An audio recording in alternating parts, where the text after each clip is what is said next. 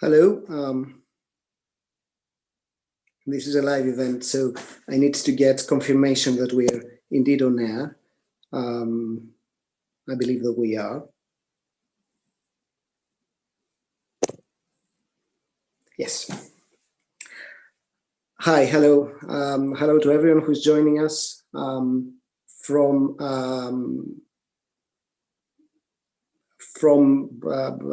every part of the world, really.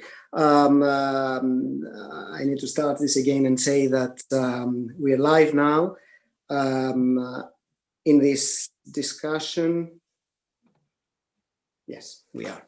Okay, it is indeed an honor to introduce today's event. My name is Dimitris Papanikolaou, and I'm here to welcome you to one more of this series of events that we have put together in the context of a network, an international network. We have in Oxford, in Amsterdam, with the help of the Oxford Research Centre in the Humanities, to discuss modern Greece in a larger dynamic context. We have put this together with my colleagues Christina Gitgaudaite and Maria Boletsi in order to be able to return back to what we know well, modern Greek studies, the study of modern Greece, but also to open up the discussion to contemporary issues. We couldn't think of something more contemporary indeed than today's. Last month brought the end of a long story, brought the end of the court case against the neo-fascist, neo-Nazi group Golden Dawn, which is now, and as with a court decision, a criminal organization. There have been a lot of events like this one in the last 2 or 3 weeks. What we tried to do in our network was to reintroduce this discussion from the perspective of, more from the perspective of culture and society. This is what we do here in this network, and most of our speakers, or all of our speakers today, will come from this particular viewpoint. Each one has a different viewpoint to share, but all of them will converge in this kind of major question. Golden Dawn, is this the end of the story? I will give it now to our chair for today, Alexander Kazamias, and thank you, Alexander, for doing this. Thank you all for joining us. We know that some of you might not have been able to enter or to join, but we do hope that this will stay on and the recording will stay on afterwards, as happens with all of our events. Thank you very much. Thank you very much, Dimitri, and welcome to everybody. I am Alexander Kazamias, and I'm pleased to be chairing this session on the subject of Golden Dawn, the Greek neo-Nazi party, which is again topical these days. But this time it is topical for once, for the right reasons. As Dimitris explained last month, after a long trial, a Greek court ruled that Golden Dawn was a criminal organization and sentenced its leadership and dozens of its members to prison terms, including 13 years for its leader and his inner circle. This is an historic decision for both Greece and the world. It marks a significant victory for the anti-fascist movement and a major setback for the advent of the far right, not only in Greece, but also in Europe and other parts of the world. I am joined today by a panel of excellent speakers from a variety of backgrounds who will help us make better sense of this historic moment, help us to contextualize it, and understand specific aspects of neo-Nazi ideology and public discourse in Greece today. Before I invite the first speaker, let me clarify a couple of housekeeping matters. Each panelist will be speaking for approximately 8 minutes. When all our panelists make their presentations, we shall open the floor to a Q&A session. Those who are listening and watching us now will be kindly asked during the event to submit their questions in writing by using the Q&A box and type their questions, and I shall read them out later to the speakers. Also, to enable the panel to deal with more questions, we ask those of you who wish to ask something or make a comment to type your questions early, because we're expecting a large number of interventions. I would also like to ask you if you could indicate if your question is for a particular speaker or a number of speakers, indicate who these are, so that we can have more questions instead of receiving questions that all 6 speakers will answer. If you don't indicate, then we will assume that it's an open question. Now, if that is clear to everyone, let me introduce our first speaker now. This is Evgenios Douliakas, and he is from Leiden University and the University of Amsterdam. Evgenios holds an MA in Cultural Analysis from Leiden University. His MA thesis examined the Greek far right's use of cultural figures and focused specifically on Golden Dawn's mobilization of the poet Constantine Coventry. And Evgenios is now preparing a PhD project which will focus on the trial of Golden Dawn. I am pleased to introduce to you Evgenios Douliakas. Thank you. Hello, everyone. Thank you very much, Alexander, for introducing me. So, trials close a case and then close it in the past. This is what literary critic and theorist Susanna Wellman writes in her book, The Juridical Unconscious. However, what happens when a trial like that of Golden Dawn, the longest trial in recent Greek history, opens up a subject and functions as a moment of rupture in a society? Today, I will briefly introduce Golden Dawn, its rise to fame, and its eventual fall as a result of the trial, which started on the 20th of April 2015 and lasted more than 5 years, making it the longest trial of fascist criminality since Nuremberg. Golden Dawn, which is now famous, hasn't always been so. Nikos Michalogliakos, who has remained its one and only leader, started Golden Dawn in the 80s as a far-right organization with a closed circle of initiates. In 1986, Golden Dawn was reconstituted under the mantle of a political organization in an attempt to assume some sort of legality. Nevertheless, in the years that followed, countless attacks took place, primarily targeting immigrants and leftists. Some of Golden Dawn's violent incidents include the 1998 assault outside the court of Evelpidon against leftists, them being Dimitris Choussouris, Ilias Fotiadis, and Yannis Karabatsolis, the 2008 attack in the anarchist space of Andipni and Petralena, the 2011 pogroms we saw taking place in the center of Athens against immigrants, and the murder of Pakistani laborer Shahzad Lukman in 2013. It seems that the more popular Golden Dawn became, and by 2015 it was the 3rd most popular party in Greece, the more violent and bold it became in its aggressive practices.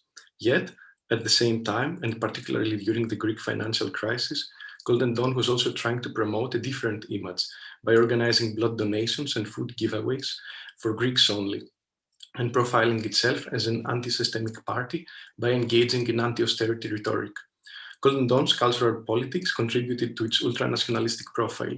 It involved references to specific narratives about ancient Greece, the mobilization of national culture, and references to the 1821 revolution, among others. In a country like Greece, where national identity largely relies on the narrative of the continuity of Greek history from ancient to contemporary times, the parties appeal to parts of ancient and contemporary Greek culture, tailored to fit this narrative, added to its popularity, and contributed to the strengthening of its political power. Eventually, the assassination of anti-fascist rapper Pavlos Fyssas by Golden Dawn member Giorgos Roupakias in 2013 mobilized the authorities and initiated the prosecution of prominent Golden Dawn members. Had the victim of Golden Dawn not been a Greek this time, Pavlos Fyssas, it is unlikely that the trial would have even started. Now one can wonder if there is a legal way to counter fascism, especially forms of fascism that claim illegality and legal invulnerability under the label of a political formation. As Eleftheria Tobatzoglu, one of the lawyers of Issos's family, has argued in response to the question of whether it is acceptable to fight fascism through juridical means, I quote, "From the moment that Golden Dawn had an institutional position, it had to be eradicated institutionally," unquote. This is an institutional approach, that is, the trial that forms the starting point for our discussion today, included the use of juridical tools in order to bring Golden Dawn down. Despite the fact that hundreds of violent acts have been committed by Golden Dawn members, the trial revolved around 4 distinct cases: Fisas's homicide, Golden Dawn's assault of members of the labor organization PAME, which is affiliated with the Greek Communist Party, the assault on Egyptian fishermen in the neighborhood of Ichthyoskala in Athens, and finally the charge of the constitution of the criminal organization under the Article 187, the Article for Criminal Organization. It is important to note that following the Article for Criminal Organizations, Golden Dawn was not tried for its beliefs or its ideals, since they are not punishable by law. Apart from officially branding Golden Dawn as a criminal organization, the trial undeniably contributed to its decline in popularity. Hard drive contents, confiscated from its members, have been screened as testimonials and disseminated in the media, exposing Golden Dawn's neo-Nazi affiliations, otherwise constantly denied by them through rhetorical maneuvers. This, along with its members betraying each other inside the court, caused internal conflict, fragmenting the party and leading to the creation of new formations by its former members, such as Greeks for Homeland, Elassine, Patrie, and Le Pen. Although this shows a fragmented Golden Dawn, it is an example of how fascism takes new labels and persists, despite the trial's outcome. How, in other words, the trial may not be the end of the story. Following the defendant's request, the trial could not be disseminated through video recordings and the mainstream media. To counter that, an initiative titled Golden Dawn Watch entered the courtroom and published every statement on Twitter. This allowed the audience to visualize the court through the tweets. The online proceedings, apart from materializing in a digital online platform and becoming accessible, at the same moment created a virtual imaginary courtroom. A few days before the announcement of the verdict, a frame for profile pictures gained traction on Facebook, through which people were asking for the condemnation of the political party as a criminal organization. Titled "Then in Athoi, they are not innocent," this line was written on a stain of blood that came to symbolize not only Fisas and every other person whose blood was spilled by Golden Dawn, but also the collective trauma that Golden Dawn had created, the open wound of Nazism that was demanding justice. The verdict itself was announced on the 7th of October. Although this was a month before the second lockdown and amidst the COVID pandemic, tens of thousands gathered to protest outside the Court of Appeal, facing unnecessary police violence with excessive use of tear gas and water cannons, not unlike the one we saw 2 days ago taking place in Greece for the Polytechnic uprising of 17th of November, only less violent. Most of Golden Dawn's leaders are in jail right now. But to question whether this is the end of Golden Dawn, in my mind, the main question of this roundtable doesn't just mean to problematize the fact that Lagos or Papas Golden Dawn MPs are still evading arrest, or to ask whether Golden Dawn might rise in popularity again. Instead, it is about opening up the subject of neo-fascism once again and using what the trial taught us and the tools it gave us to counter fascism and demand justice. Golden Dawn's trial might be over, but the fight against fascism is by no means done. Thank you very much.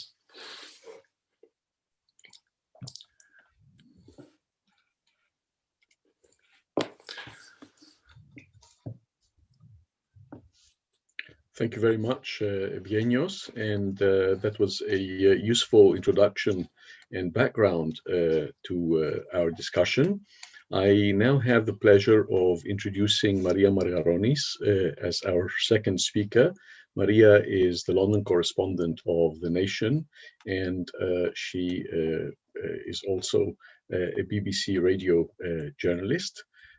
She will speak to us about her own experience from covering the rise of Golden Dawn and extreme nationalism in Greece in the last decade for an international audience. Maria is a journalist and broadcaster who's covered Golden Dawn and the crisis in Greece in the last decade in prestigious newspapers and such as The Guardian, The Nation magazine, The New York Times, and also for the BBC. And some of her articles have been quite influential at the time. And as I happen to know, they are recommended reading to students researching the far right in Europe, including in my own university. So I have the great pleasure of introducing Maria Margaronis. Please, Maria. Thank you, Alexander, and thank you, Dimitris and Maria, also for including me, the only journalist in this scholarly company. As Alexander said, I spent a lot of time in Greece. I am Greek, grew up in London between about 2011 and 2018, covering the crisis and Golden Dawn and the refugee crisis for the BBC, The Nation and The Guardian mainly. And so to prepare for this afternoon's discussion, I look back at some of my own work and others' work from the time when Golden Dawn was at its height. And I was really quite shocked at the memories it brought up. We tend to forget or repress these things when they're no longer there in our faces. So just to add to Evgenios or Yorgos, I'm not sure which is right, excellent introduction. Back in 2012, Golden Dawn had 18 seats in the Greek parliament. In some areas, it was polling at 15%. We had elected MPs smashing up markets where migrants had stalls. We had refugees and migrants and also gay people and leftists being beaten up on the street, terrorized and even killed. We had so-called concerned citizens vandalizing community centers for migrant communities, all with the active or passive complicity of the police, who also threatened anti-fascist demonstrators by saying they would give their details to Golden Dawn, and who practiced torture in local police stations and in the central police building at Greva. But Golden Dawn was a very complicated movement or collection of people. Among the phrases I heard from supporters of Golden Dawn, some of them active members, most of them just sympathizers who I would meet outside the Golden Dawn office, which was then opposite the Leiden train station in Athens, women as well as men, were these. The boys in black shirts are the only ones who will protect me. No one else is giving out food. Those were both from women hoping for a handout at the Golden Dawn office, who would go in and come out with a little purple slip, which instead of food was offering them membership in the organization. Another woman who was active in the organization said, it's an attitude, a way of life, a secret school. That's a reference to the so-called secret schools in Greece run by the church during the Ottoman years. She said, we learn our true history here because Greeks are a superior race. And perhaps most tellingly, one man, very sunken-faced, unhappy, lost-looking man, wearing a t-shirt with a Spartan helmet on it, which was a common symbol of Golden Dawn. It's not that Greece will be saved. Greece can't be saved. So Golden Dawn was or is many things: a criminal conspiracy, a political party, a vigilante force, a network inside the police and the judiciary, a magnet for the desperate, the lonely, the furious, and the disillusioned in the political meltdown that characterized the first years of the crisis, where I would often speak to people who had in the past voted left and who were now going to vote Golden Dawn, who people I'd known, sort of in passing for years, who would say things like, I want to get them into parliament so they can beat up all the others. This was the situation in which Golden Dawn thrived. It began to surface, as Georgios-Evgenios said, from the secretive underground world of loopy conspiracy theorists in the 1990s, when the independence of what's now the Republic of North Macedonia nurtured one of those periodic upsurges of xenophobic nationalism in Greece. Operating through a combination of seduction and extortion, it grew fat on the despair produced by the economic crisis and the refugee crisis, co-opting both to the narrative of heroic victimhood that we Greeks are fed from early childhood with our breakfast, lunch, and dinner. So what would it mean for the story of Golden Dawn really to come to an end? And I think there are three parts to this. The first is the most obvious part, which is that the arrest, trial, and imprisonment of the conspiracy's leaders, apart from Papas, who I believe is still at large, has indeed unraveled the party itself and destroyed it as an electoral force, and perhaps most important, made many people who openly or secretly supported it understand that it was indeed a neo-fascist, neo-Nazi party, and to reject it. And though the Samaras government, New Democracy government, didn't take steps to arrest the Golden Dawn's leaders until the murder of the white Greek rapper Pavlos Fyssas made it impossible not to act any longer, we must also acknowledge the importance of Nikos Demias' insistence that it had to be a criminal prosecution and that they had to be tried as a criminal conspiracy. And the sense of economic recovery and political stability in Greece now, however much one does or doesn't believe in its substance, has undoubtedly helped with this. But on the other hand, once extreme right rhetoric has become an open part of the national conversation, it's extremely difficult to fully put it back in the bottle. Right-wing and center-right parties around the world do this crab-like shuffle when they need to, stretching out their right pincer to embrace far-right discourse and build an electoral coalition that will bring together the more well-off who vote their economic interests and more working-class voters who feel abandoned by globalization, liberal politicians, cultural and demographic shifts, the people who feel disrespected, disillusioned, and left out of the national story. So we can look at the power of xenophobia in Trump's America, Brexit Britain, Bolsonaro's Brazil, Macron's France, and that's without even considering Hungary or Poland at the moment, which is to say that this is not only a Greek story, although as so often certainly in European history, I think that Greece has once again here been the canary in the coal mine, issuing a kind of warning. So now we have in Greece a popular but very right-wing elected government, perhaps the most right-wing elected government the country has ever seen. And I say that not just because of the presence of men like Ioannidou and Makis Voridis, who have been on the far right for many years in the highest echelons of government. That's not exactly new. I'm referring more to a new upsurge in police brutality, a very harsh so-called cleanup of Athens with the mass displacement of refugees from squats and other places. The most recently, the unconstitutional suspension of the right to assembly for 4 days around November 17th under cover of protecting people from COVID-19, while riot police have been allowed to push those who did protest into close together so that they could no longer safely socially distance. It's also in the continuing shame of the stalled asylum process and the appalling condition of the migrant and refugee camps and the illegal pushbacks of asylum seekers, aided and abetted by Europe's border agency Frontex and tacitly approved by Europe. And in places like Lesbos and Chios, this is also where the remnants of Golden Dawn are able to capitalize on local people's understandable distress at what's happening in their neighborhood. And what we have at the moment is a very stark difference between the image that's projected outside Greece by the government. Greece is back and open for business. Greece is modernizing.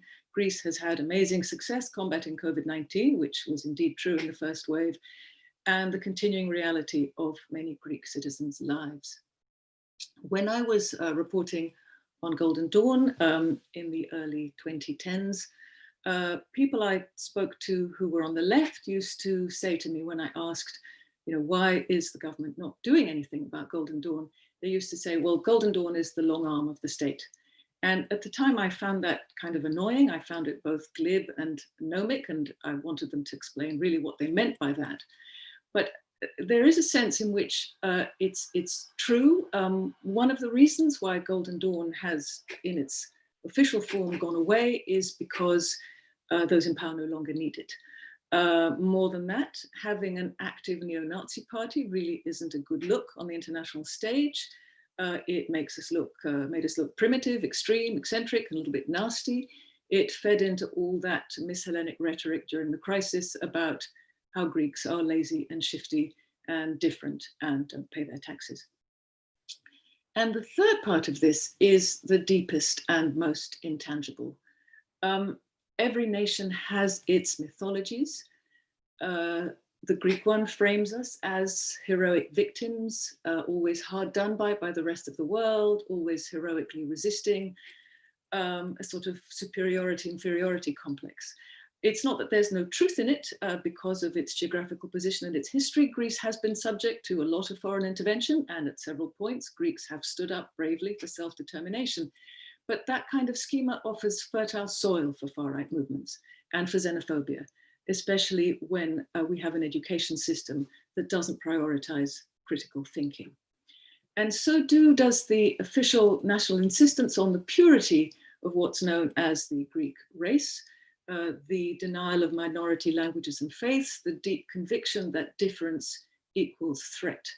If every other is a danger to the very being of the nation, then we can only be safe if we march together in lockstep, policing each other, expelling intruders in a permanent state of siege, which is the essence really of fascist ideologies. So is this the end of the Golden Dawn story in its current iteration? Yes. But if the conditions that favor such a movement return, I think the dragon's teeth remain, and so too does the deep soil where they took root. Thank you very much.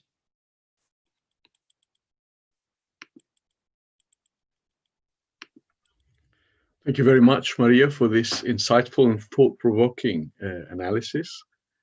I shall now move on to our next speaker, Eleftheria Ioannidou, who is going to look at a particular aspect of Golden Dawn's ideology and discourse, how it uses the ancient inspired iconography in order to project certain messages, and how this, Eleftheria will tell us, connects to the Nazi uses of antiquity in the interwar period. Now, Eleftheria Ioannidou is assistant professor in theatre and performance at the University of Groningen. She has published the monograph Greek Fragments in Postmodern Frames, Rewriting Tragedy, 1970 to 2005, published by OUP in 2017. Her ongoing research focuses on the reception of Greek tragedy in fascist cultures during the interwar period. Thank you very much, Eleftheria. Over to you. Thank you very much, Alexander.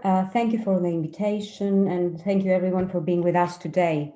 Right-wing extremism is an urgent issue, and it is crucial to address it through different disciplinary perspectives and open these dialogues to a wider audience, especially at the time of distancing. So the outcome of the Golden Dawn trial was received with a sense of relief and vindication among the anti-fascist movement and democratic citizens. The conviction of the party as a criminal organization was anything but predictable, given the entanglement of the far right with law enforcement and official state agents in Greece.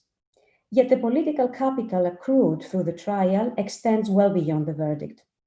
During the marathon proceedings, the trial came to occupy a significant place within the public sphere, shedding light into the modus operandi of Golden Dawn. Among others, the hearings laid bare the ideological commitments of the organization that had been downplayed in mainstream media and politics for a long time. As the murderous acts were shown to be consequent with the National Socialist political agenda represented by the Golden Dawn, the time is now ripe to investigate the reasons behind its successful transition into a parliamentary party. The rise of Golden Dawn was arguably fueled by the economic austerity and political instability following the 2009 debt crisis, but its popularity can be attributed to the cultural rearticulation of dominant ideas of Greekness. Within the constraints of this presentation, I will try to understand how these ideas were set in motion and what kind of affectivities they mobilized in building broader alliances within Greek society. It comes as no surprise that Greek antiquity was key to the ultranationalist narrative and political culture of Golden Dawn. Apart from the use of ancient symbols, the organization deployed ancient-looking insignia in the gatherings and performed regular commemoration rites at the monument of Leonidas in Thermopylae. Share my screen. The same fascination with Sparta can be seen in the alleged revival of the institution of crypteia, Although the exact details around the ancient rites are unknown, it was believed to be a rite of passage for young Spartan men, whereby helots, who were regarded as a threat to the city, were killed. Golden Dawn's revival of the ritual involved the coordinated violent attacks against immigrants. The cultural texts produced by the leader and members abounded with invocations of Greek antiquity, ranging from mythological figures, classical imagery, and references to ancient history. The music of Keadas, the former member of the parliament, Germenis, whose choice of nickname speaks for itself, offers an illuminating example. In 2006, the death metal band in which Keadas participated released an anti-Semitic album entitled A Banner Greater Than Death. The cover shows the Nazi flag with the Parthenon in the background. One of the songs included in the album is entitled Those Who Lived and Died Like Heroes, and exalts the Spartan soldiers who fought against the Persian army. So a quote from the song, "Under their feet a sea of blood, maiming and killing everyone in sight. Death to those who bow before a foreign king, like dogs they shall die, like servants they lived." Of course, the turn to classical antiquity was neither new nor exclusive to Golden Dawn. Greece and Rome provided the models for the major fascist regimes of the interwar period, with Sparta representing the eugenic order, self-sacrificial patriotism, and communal structure envisioned by the Nazis. We can observe that Golden Dawn's use of antiquity displays a similar mix of occultism, classical iconography, and monumentality, and ancient-inspired heroism to that characterizing the reception of antiquity in Nazi Germany. What is notable is that within the Greek context, classical antiquity became instrumental in Golden Dawn's attempts to distance itself from National Socialism, whilst at the same time forging a strong. The party leader and his supporters repeatedly self-identify as Greek nationalists, not Nazis. Several times during the trial, they claimed that the Nazi emblems and the Hitler salute they used were in reality ancient Greek references. The distinction between antiquity and Nazism was of course contrived and tactically used to obscure the ideological roots of the party. It is possible to identify a double function to the way Golden Dawn used the classical past, a function that was simultaneously symbolic and performative. This doubleness was enabled by the different recipients targeted each time, but also through the different levels of spectatorship and participation afforded within the economy of live events. For the general audience, ancient affirmed a biological connection between ancient and modern Greece. For the participant in these events, who were initiated in the organization, the same symbols did not simply denote their ideological affinities, but brought forth a neo-Nazi collective identity. This is not to say that ancient references wrapped the ideological agenda in cheap symbolics for the consumption of the Greek public. On the contrary, the performative dimension in the reception of antiquity allows us to trace the genealogy of Golden Dawn back to interwar fascism. The recourse to classical civilization under fascist regimes offered the narrative of a glorious past historical validity and served these regimes in their efforts to establish themselves as the natural successors. In that sense, the revival of antiquity in gatherings and live events materialized the vision of national regeneration, which has a central place in fascist imagination. A question that has preoccupied fascist studies is whether there is a core, a fascist minimum, that occurs in different variants of fascism. Theorist Robert Paxton opposes the idea of a minimum in favor of a functional definition that analyzes the different stages of fascist growth, from marginalized extremist groups to full-blown regimes. Although Paxton is attentive to the ability of these movements to stir collective passion, his analysis dismisses the use of symbols and rhetorical tropes by neo-fascist parties as a form of mimicry, a mere demonstration of power in the absence of actual functional equivalence. Along these lines, Paxton views neo-fascist groups in Europe as a law and order problem rather than a recurrence of genuine mass-based fascism. Contrary to this view, I propose that the performative means employed by neo-fascist groups has a function stretching beyond superficial imitation. Fascism can be recognized when the sense of supremacy predicated upon an imagined past is constituted through bodily acts. Through these acts, the subjects do not simply reconstruct the past in the present, but aspire to embody this revival. In the case of Golden Dawn, the process of embodying a mythologized Greekness was functional to reinforcing a sense of racial supremacy among the participants.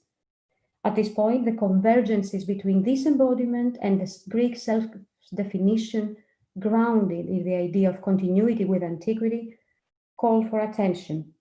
Nationalist sentiments and archaeolatry are a far cry from organized militias and violence against immigrants and ideological opponents. Yet, the idea of a national palingenesis that underlines the master narrative of the modern Greek state played a key part in legitimizing a racialized version of Greekness. Classical reception formed the field of family resemblances that allowed Golden Dawn to simultaneously inhabit the mainstream and the extreme, the hegemonic and the counter-hegemonic.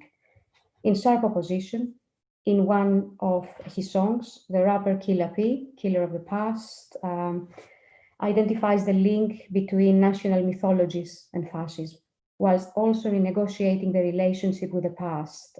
This song was also brought up during the trial. I tried to translate it as best as possible into English. Black shirt, offspring of Achilles and Karaiskakis. If I truly know something, is that I was already born with 2 heavy sentences on my back, 2 wings from birth stitched onto my body. The anti-fascist movement and citizens who stood behind the victims sought to defeat fascism. In doing so, they also resisted the narratives of Greekness that institute the collective body through the regulatory reenactments of national identity.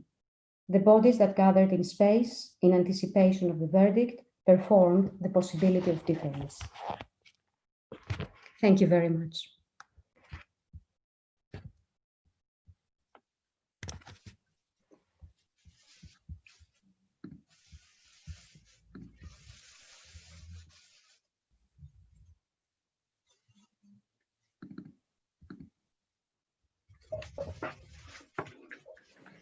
Well, thank you very much, Eleftheria. I hope that the technical issue can be resolved now. That was a very interesting talk, and the imagery was fascinating. Thank you very much for that. Now I would like to ask our next speaker, Emilia Salvanou, to join us. Emilia will be speaking about the theory, or the shoehorn theory, of the 2 extremes and how this relates to fascism. Emilia Salvanou is an historian, and currently she's postdoctoral fellow at Utrecht University. She is the author of 2 books, The Shaping of Refugee Memory, The Past as History and as Practice, published in 2018, and How We Learn About the Past, History, Education, Public History, and Historical Culture, to be published next year. Both have been written in Greek. I call upon Emilia to start her presentation now. Thank you.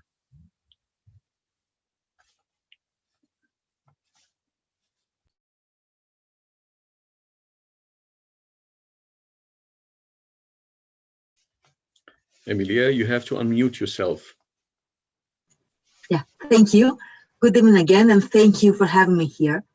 So on the 7th of October, we hope that it was the day of joy because of the declaration of the Golden Dawn as a criminal organization. The joy, though, was short-lived because moments after the announcement of the decision, the protest was attacked by the police. We hoped it wouldn't happen, but it was kind of expected. A few days earlier, the Prime Minister had brought into the fore again the theory of the 2 extremes. According to his narrative, New Democracy was the main force that struggled against Golden Dawn from the beginning, while the left, and especially Syriza, strengthened it by participating in shared spaces of contestation, with especially within the Indignado squares. So Golden Dawn was not at the squares of the Indignados movement at all. It is proven by testimonies of activists, by the findings of social scientists who have explored this movement, and also by the documentations coming from the Golden Dawn as such.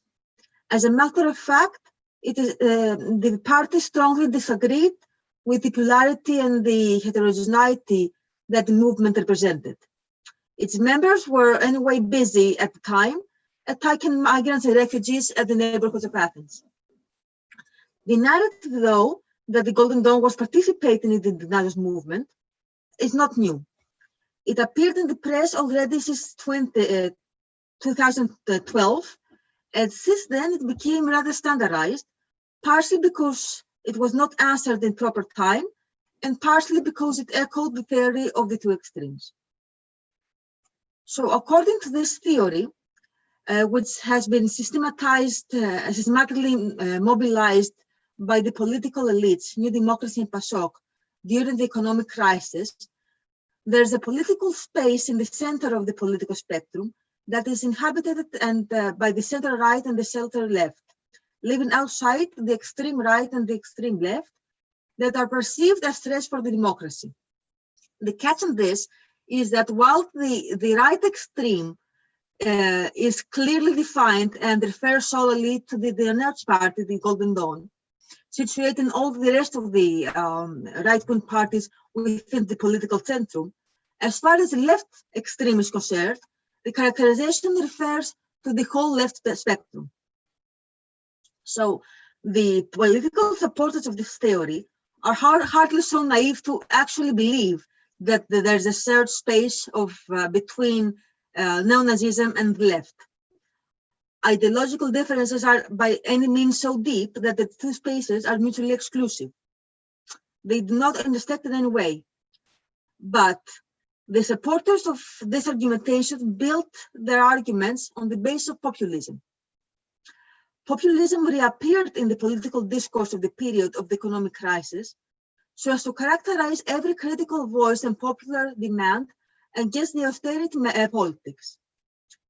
It was used in a way as a way of political denouncement, as an accusation. In other words, along with the traditional understanding as populism being a characteristic of the right-wing politics, in the context of the economic crisis, it emerged as a buzzword to describe left-wing politics as well, especially Syriza, to the extent that the party brought into the discussion the concept of the people who should have a word in the political decisions.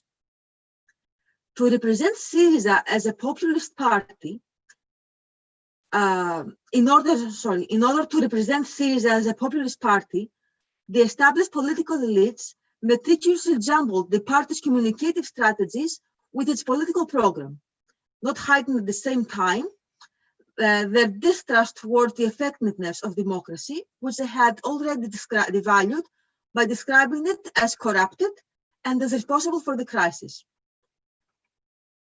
Why did the political elites find the concept of populism useful at the time in their struggle to retain power? Well, according to their conceptualization, populism appeared at both ends of the political spectrum and carried common characteristics: irrationality, emotional thinking, irresponsibility, vulgarity, paramodal force, etc. It has been often described with metaphors that connote disease or natural catastrophes and signified as a danger for democracy. By delegitimizing every act of civil disobedience as populist and potentially anti-democratic, the discourse opened the space to neo-Nazi forces to claim their share of the pie at a moment when traditional political parties of the right had lost many of their voters. Even then, though, and up until Spisa's assassination, the Golden Dawn was perceived by the political elites as a useful addition to the political spectrum, and was other times whitewashed as a peculiar lifestyle choice, other times used as a balance to the quasi-legitimate violence of the left, as it was referred to, other times mobilized as a reminder of the political authenticity, etc. The close encounters between the police, the new democracy government, and the Golden Dawn were in a case suspected long before they were proven. The trial has put a de facto end to the organization of the Golden Dawn. It is rather safe to argue that it is not possible to see the party re-emerging from its. Nevertheless, the nexus of social, economic, and political conditions that allowed its appearance present. The test from is the pull of the popular right, which has in the meantime been poisoned by the normalization of the xenophobic and violent discourse of the Golden Dawn, as it was mediated by mainstream channels of communication. It remains to be seen what shape this space will take in the future. By choosing to heed the theory of the two extremes and by playing the card of populism, the government is not only relativizing neo-Nazi violence, but is literally playing with fire. The subtext of the agenda is to exploit political gains in voters from the far right, but to put public political participation and contestation in general. In every possible way, it is stated that the people have no place in the political sphere, which should be left to the experts. This is the culture of transition that the government, the established elites and the government wish to get done with. The culture that obliges them to tolerate the people's participation in politics outside their vote, and moreover, to put the people, instead of abstract notions such as economy, growth, the country, etc., in the center of the political decisions. This novel understanding of populism is used not only as a basis to justify the theory of the two extremes, but as a vehicle to establish a democracy without the people. With one important note, the right hand will find its way again into the system because despite the narrative, it has steadily served to its solidification. What is at stake at this moment is the other end, the broader space of the left that expands from social democracy to radical communism, the power of the people, which is once more being constructed as an inside enemy. The way that the trial of the Golden Dawn is being exploited so as to turn a victory of the people against them is indicative that how society must be defended, not only at the political level, but equally at the symbolic and cultural field. Meaning making has proven to become as critical for defending democracy as any other field of consultation. Thank you.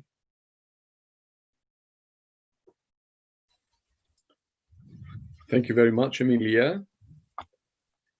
That was a very useful intervention.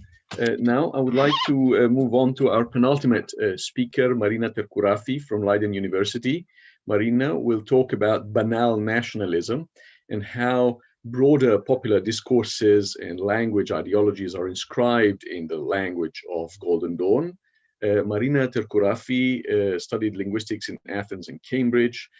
She worked previously at the University of Illinois in the United States, and she's currently professor and chair of sociolinguistics at Leiden University in the Netherlands. Her research covered the issues of language diversity in the Greek-speaking world from early on. I'm very glad to introduce Marina Terkourafi. Over to you, Marina. Thank you. Thank you very much, Alexander. I am also very pleased to join this select group tonight, and will try to bring my perspective as a sociolinguist to you, starting with three things that we know about how languages work. So rather than starting from the Golden Dawn end of things, I would rather start at the language end of things. And these three things, among several that we know about how languages work is first that languages are powerful tools for framing the world. They provide frames of reference. This is what's known in linguistics as the Sapir-Whorf hypothesis. And even though the idea of linguistic determinism, the idea that languages completely determine our thought categories has been discredited, the idea of linguistic relativity, that languages can highlight aspects of reality for us and provide automatic access into events and ways of perceiving the world is relatively widely accepted in linguistics today. The second feature of languages that's important for my analysis is that they are constantly in flux. Languages are always changing, pretty much like reality. They're always evolving, and this is not something that can at any time be interrupted with. But the third point is that it can be manipulated, because languages are also can be the products of conscious planning. Languages can be engineered. We know well that languages of different groups can be oppressed or promoted, but languages can also be changed in terms of their internal structure. Certain structures can be promoted, judged better, more correct. Others can be discriminated against and stigmatized. And this results in languages responding continuously to political exigencies around them. And so they both reflect and shape society. So with these three things in mind, that languages are powerful tools for framing the world, that they are constantly in flux, and that they are the products of planning, here's the core of my argument that I will start by putting in front of you from the beginning and unpack in whatever time I have in the rest of my presentation. The argument is that the way we, and under this we, I include broadly lay Greeks, often educated in the Greek educational system, the way we're used to or taught to think about our language involves an understanding of language as historically a direct descendant of ancient Greek, internally largely free of mixing with other languages, especially non-Western European languages, and comparatively superior to other languages. Now, these ideas, I should hasten to point out, are not unique to Greece. There have been linguistic debates in Germany in recent years about the term Kidsdeutsch, which is supposed to, which has been proposed to describe a new dialect in German, but to great opposition by the German public, including academics, because this new dialect is actually an ethnolect of urban immigrant extraction. So how can that possibly be within the part of the body of the German language? We've seen resistance to the French Academy's mandated spelling reforms in France in 2016. And what those have in common with the ideas that I just described about Greece is that we see that how central ideas about the homogeneity and purity of and untouchable, unchanging nature of one's language, of a people's language, can be to the people of a certain country. So Greeks are not unique in holding similar ideas about their language. Of course, there is a history of Greek-speaking peoples in a certain part of a certain corner of the world that supports this narrative. Greeks are also not unique in holding these ideas among nation states. In fact, nation building projects from the 18th, 19th century onwards have largely been built around the idea of linguistic unity. So these ideas are in part a necessary part of the Greek nation building project that also happened around that time. They've become really central and increasingly important for determining who is Greek and who is not. So when highlighting these ideas about the historical continuity of Greek. It's being free, largely free of admixture from other languages or comparatively superior. I'm not trying to other languages. I'm not trying to demonize Greeks. I'm just highlighting some ideas about our language that are taken for granted by many Greeks, and at the same time trying to show that while they're taken for granted, they do not ipso facto follow from the linguistic facts. So we need to look at the linguistic facts as linguistic research uncovers them every day and continues to uncover them as pixels. A good metaphor is pixels in vision research and how they can be transformed into a picture. Let me unpack this metaphor for you a little bit. It's the idea that the linguistic facts do not unambiguously deliver an image of the Greek language as continuous, unmixed, or superior. Rather, that is a matter of interpretation. And that is a matter of interpretation, by the way, for any language. The linguistic facts could not deliver such an unambiguous picture because precisely there is several rounds of processing, several layers of interpretation that turn what we discover about the history of individual words or individual syntactic structures and then interpret that into a continuity with the past or a discontinuity from it. Those ideas of continuity or discontinuity emerge from our own interpretations. They are ideas that we project upon the language. They're in the eye of the beholder. They are top down. And here I want to refer to the British linguist Michael Billig, who suggested that the concept, and I quote, "The concept of a language, at least in the sense which appears so banally obvious to us, may itself be an invented permanency, developed during the age of the nation state. If this is the case, then language does not create nationalism so much as nationalism creates language. Or rather, nationalism creates our common sense, unquestioned view that there are naturally and unproblematically things called different languages which we speak." So to bring this to Greek, there are, as I mentioned, historical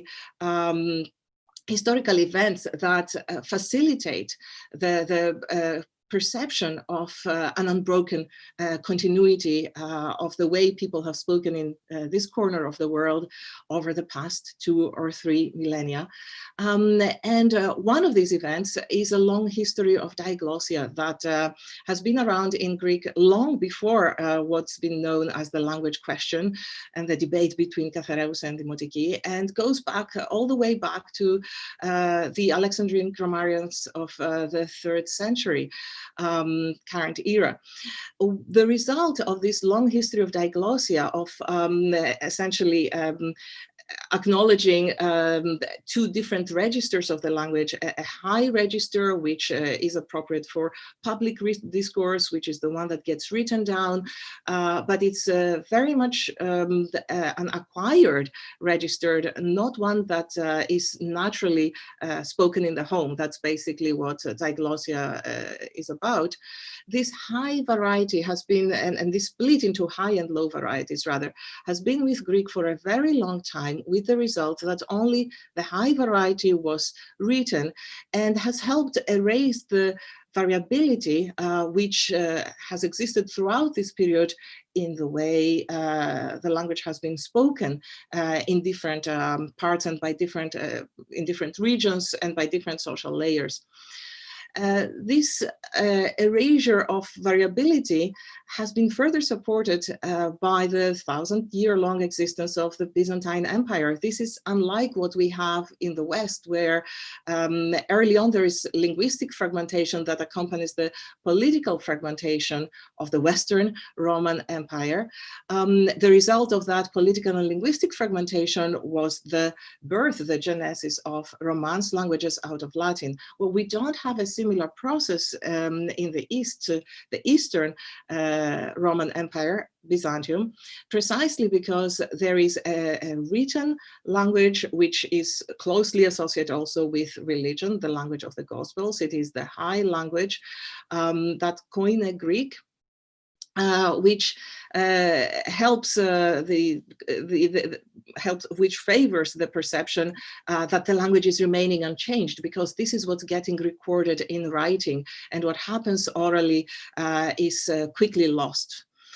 There's a further connection, a deliberate connection with antiquity, performed in the choice of the name Hellene by modern Greeks to refer to themselves, essentially parenthesizing this 1,000-year long existence of Byzantium and then the Ottoman Empire, during which the most frequent term of self-reference by people of by Greek-speaking people was actually Romios, and that also has something to do with how the Millet system was organized in the Ottoman Empire, something I won't go into. But what's important here is to realize that Greeks were not always called Hellenes, did not always self-identify as Hellenes, and when we do that today, we help draw a direct line to antiquity that is in fact a much more wiggly line than we're willing to acknowledge. There is a final point as far as the continuity of the Greek language goes, which has to do with how the standardization of the language proceeded in the 19th and 20th century, and where new sources of lexical material were sought, neologisms to cover the need to express new concepts in technology and culture, were often drawn from ancient Greek models. This again was a deliberate decision by the not necessarily language policymakers, because none were existent, but by dictionary makers, by legal translators, to draw their sources for developing to meet the needs, the linguistic needs of the new state. They sought inspiration in ancient models. The result is that we do have a modern language that in many ways resembles previous stages of Greek, going all the way to ancient forms. So the resemblance is real, but it is not the outcome of a natural process of evolution. It's the combined result of history and of conscious choices that were made in the 19th and 20th centuries with the goal of standardizing the language. And this is where language engineering that I was talking about earlier comes in. There are other ways in which the fact that the languages are always in flux affect how they can be manipulated. A second aspect of Greek that has been manipulated is its internal homogeneity across parts of the country. And here I need to remind you of policies of linguistic hegemony, again during the 19th and 20th centuries, that targeted minority languages, which were spread throughout the country. We had Vlach, Arvanitica, Armenian, Pontigreek, Romani, Slavic, Judeo-Spanish, and Turkish, spoken in different parts of the country, but gradually expelled, gradually discriminated against, and eventually being moribund. For instance, varieties like Vlach, which are only spoken in Greek, and given up by their own speakers.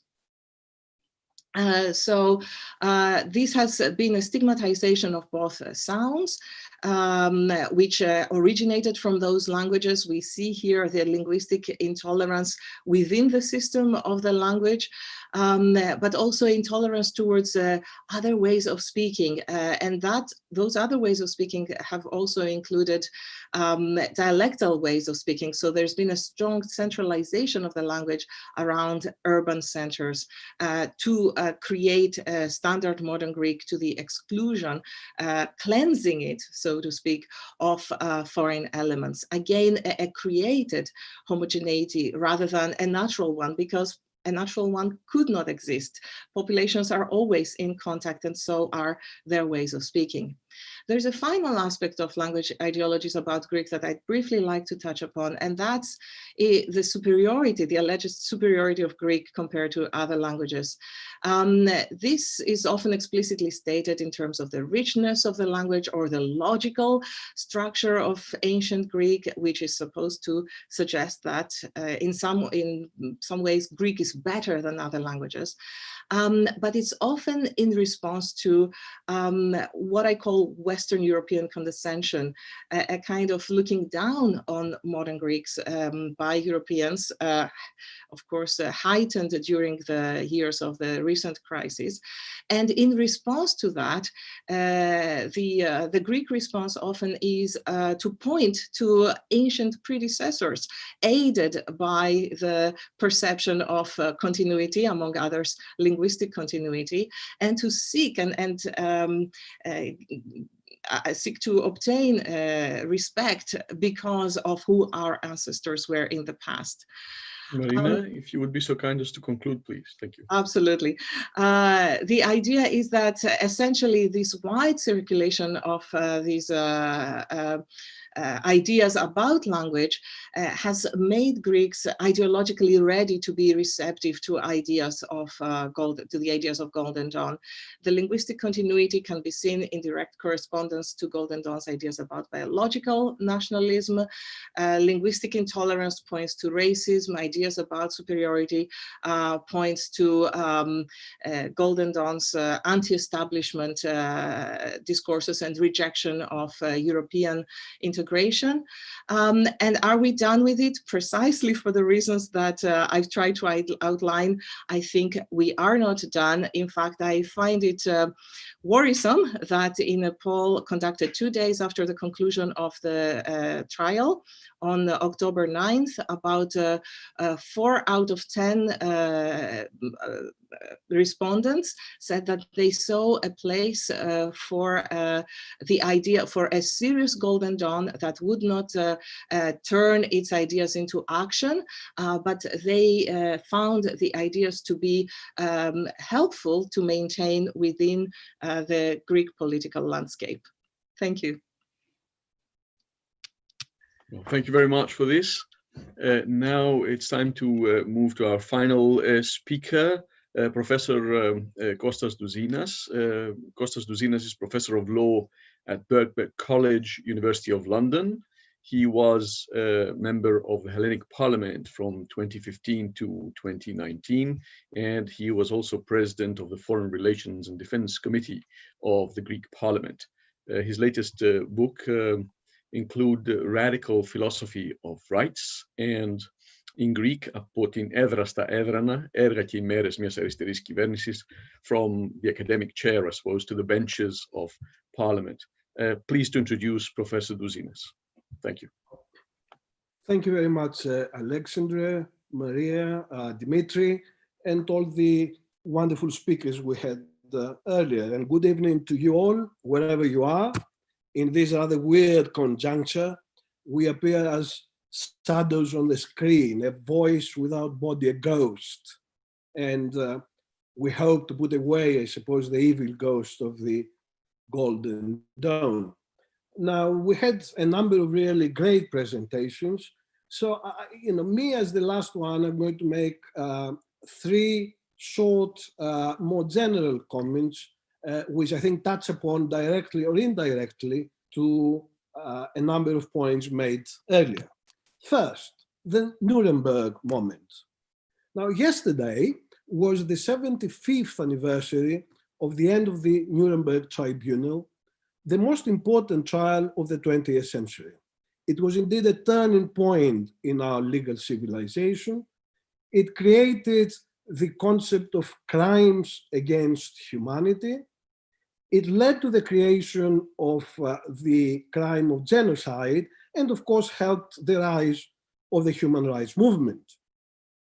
Now, the verdict of the Golden Dawn trial was also described as historic. Is it? Now, it is indeed the first time since Nuremberg that a European so-called political party and the leaders were found to be a murderous criminal gang. Despite the wealth of evidence, the trial lasted for 4.5 years. Despite its meticulous conduct, the verdict was not given. It was not necessary that the defendants would be convicted.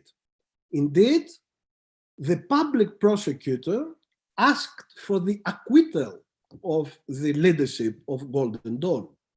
She reminded us, in other words, that we live in an age where the micro-fascism of the next door, the xenophobia of the homemaker, the νοικοκυρέος, the racist and conspiracy theorists have backers in the deep state and the law. They were those people who did not initiate criminal proceedings until the murder of Pavlos Fysis. They were those people who wanted to see a Golden Dawn as a serious party, and Maria mentioned that earlier, but that was always a kind of narrative in the right-wing conversation, that Golden Dawn members would abandon their boots, their uniforms, their violence, and become fascists in Armani suits and power dresses like Salvini and Le Pen. It did not work, of course, but Golden Dawn's great success, it is that it moved the entire political spectrum towards the right wing. This is the evil legacy of Golden Dawn, and I'm afraid we will be paying for it in years to come. Second, Europe. Now, as we know, and there are people from all over Europe, I suppose, you know, in this session, the extreme right wing and neo-fascism have risen and are rising all over Europe. Parties which are not ideologically too far from Golden Dawn are either in government or in national parliaments. Now, what social trends have led to this development in a Europe that boasts about its Enlightenment legacy and values? I believe that globalized capitalism needs open borders and single markets, but this has led to permanent structural unemployment, huge inequalities, the delegitimization of the political system and political elites. People have felt humiliated, abandoned. The political leaders do not care about them. And this unraveling of social cohesion, this decline of the social state, has created a fertile ground for the social pandemic of fascism and racism.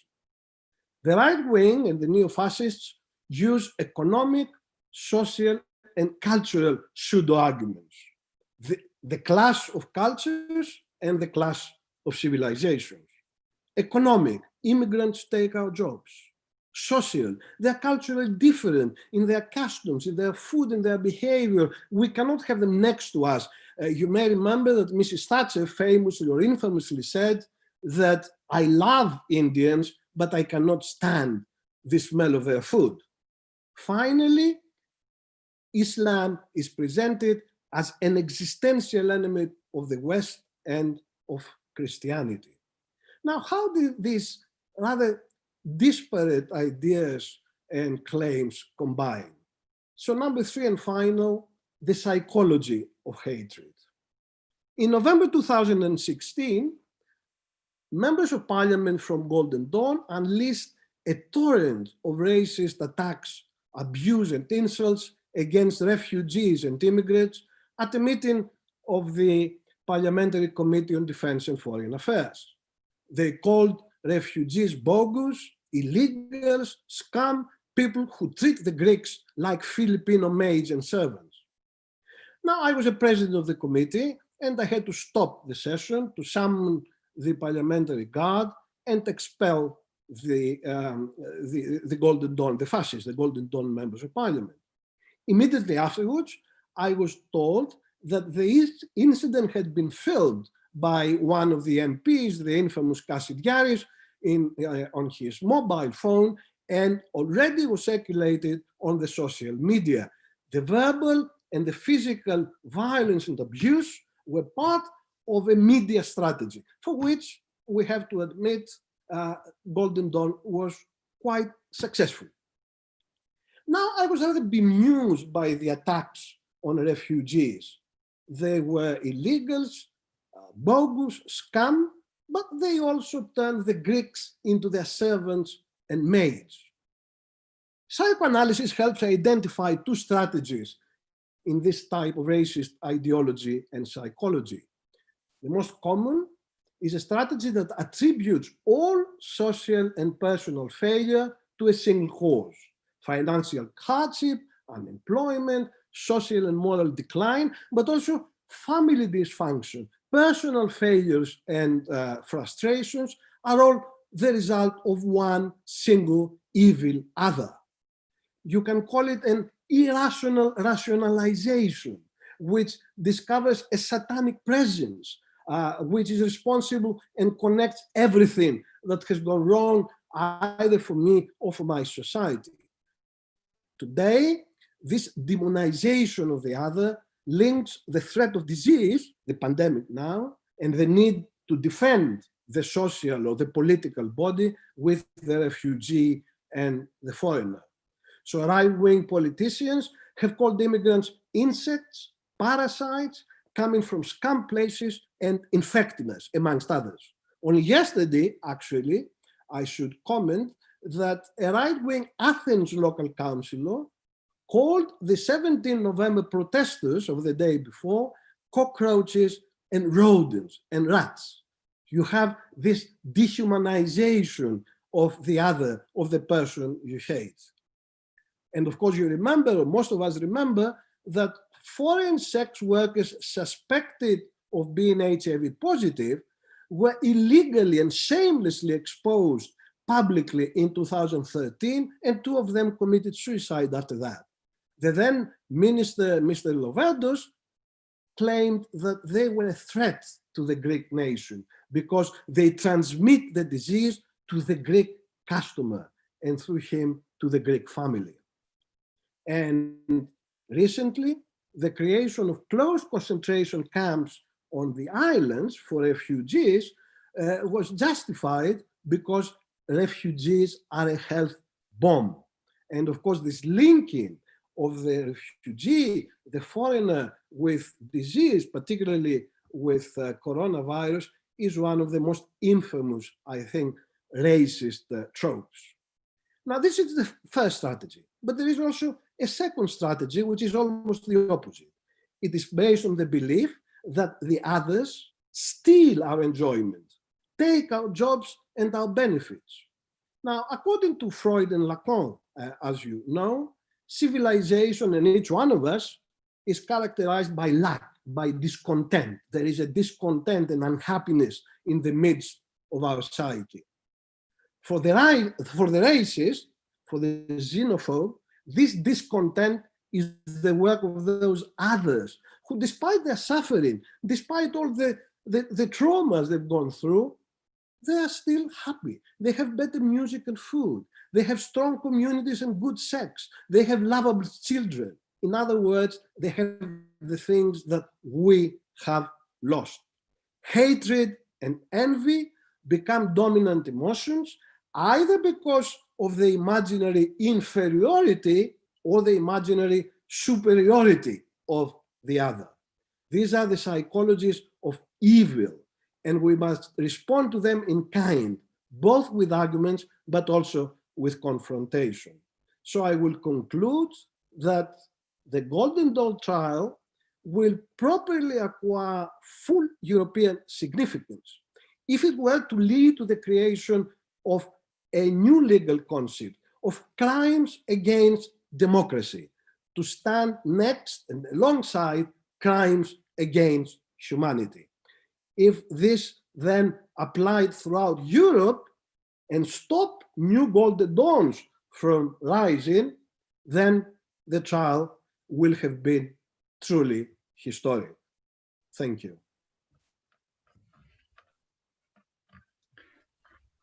Thank you very much, Professor Douzinas. That was very interesting. And with this intervention, we come to the end of the 6 presentations, all interesting from different perspectives. Now, there are a number of questions that have been asked already by our viewers. I have 5 or 6 in total so far. I will begin by addressing the first question that came into the panel. Please keep your answers as short as possible so that we can answer as many of these questions. Some of them are excellent. So the first is from Professor René Hirschen, who asks the panel, how do members of the panel see the rise of populist politics and the support of fascist, neo-fascist parties? How do you see the rise of that phenomenon? That is the first question. Would anybody like to start addressing this? Okay, Costas? Yeah, just a very, I think, quick answer. I think the general and generalized use of populism against any kind of politics that people dislike is a little problematic. I mean, there is, of course, a kind of extreme right-wing populism that we see in Nigel Farage or in Trump and in various other European politicians. But there is also a left populism. Sometimes by dismissing populism, we do dismiss the people. But it is true to say that populism has mainly succeeded recently on the right wing by using 3 major, I think, tactics. First of all, by creating a very sharp division between the people and the elites. Secondly, by addressing very strongly, I think, the emotional part of the human psyche and leaving to one side any proper logical arguments. And finally, by insisting on the importance of sovereignty, of nationalism, of the nation, of coming back towards the borders of our state against globalization. It is a tactic that seems to have worked even in the United States with Trump getting 70 million voters. But I think on the other hand, from a purely political, theoretical perspective, populism is a phenomenon that can be used in different directions and should not be associated with anything which defends the interests of the people. Thank you very much, Costas. Anybody else would like to address that? In fact, there's a second question that comes from CSOX and asks pretty much similar, asks the panel to address a similar set of issues, but it asks it slightly differently. From CSOX, we have the following. Excellent panel, it says, thank you very much. On the ideology, it says, I wonder how instrumental and relevant was the neo-Nazi ideology of Golden Dawn in attracting voters during the years of crisis and beyond? Are we to assume that the fascist ideological discourse is what attracted the voters, or is it more the reactionary anti-establishment populist nature of the movement? So again, a question on the same topic. Margaronis would like to address that, please. I think, I mean, the simple answer to that is, as Eleftheria pointed out, that Golden Dawn made an effort while using Nazi symbolism and Nazi regalia and so on to claim that it was Greek, so that the meandros that they used, the sign on their insignia was claimed not to be a swastika and so on and so forth. And when I was interviewing supporters of Golden Dawn, some of them would say things like, I mean, I would talk to people who'd lived through the Junta, for example. I'd say, well, doesn't it bother you that this is a fascist organization? And they'd say, well, maybe, but they say that, they're not Nazi. They say that they're Greek. So I think people knew really what they were, but they kind of put that aside because for many of the reasons we've talked about and some of the psychological reasons that Costas talked about, they wanted to be there, to be in that space. But I think that one of the things that we've never fully addressed in Greek historiography is the extent to which collaboration with the Nazis was an important element during the occupation. It's a kind of hidden, buried thing, I think, in Greece still.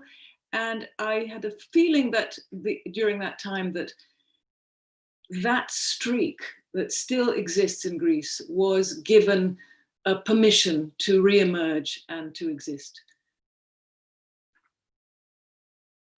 Thank you very much, Maria. Anyone else would like to deal with that? Could I add one quick point?